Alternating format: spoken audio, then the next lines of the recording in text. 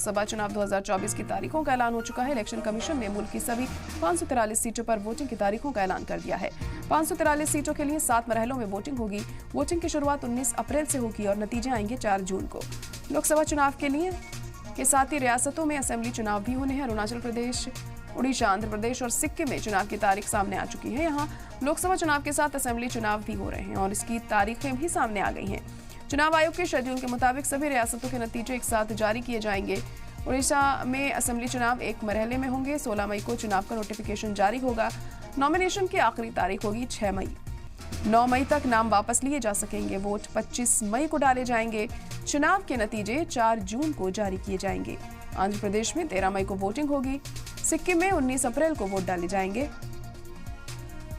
अरुणाचल प्रदेश में 19 अप्रैल को वोटिंग होगी। सभी चुनावों के नतीजे 4 जून को आएंगे। वोटिंग के लिए तारीखों का ऐलान के साथ ही पूरे मुल्क में कोड ऑफ कंडक्ट भी नाफिज हो चुका है।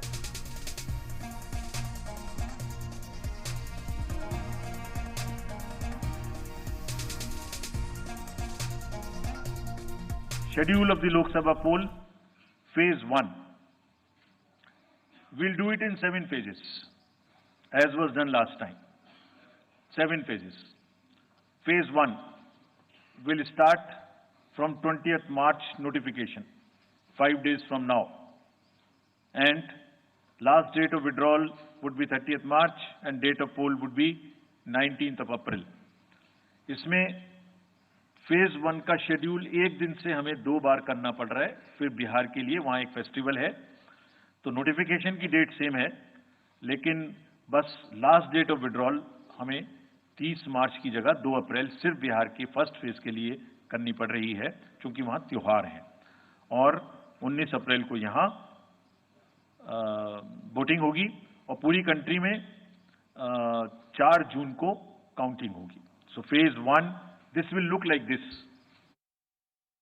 Second phase notification will start on 28th of March and date of poll will be 26th of April.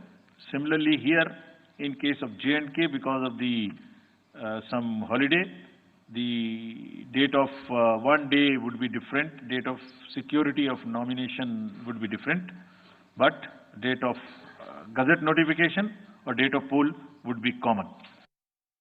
Phase 3 would be from 12th of April and date of poll will be 7th of May.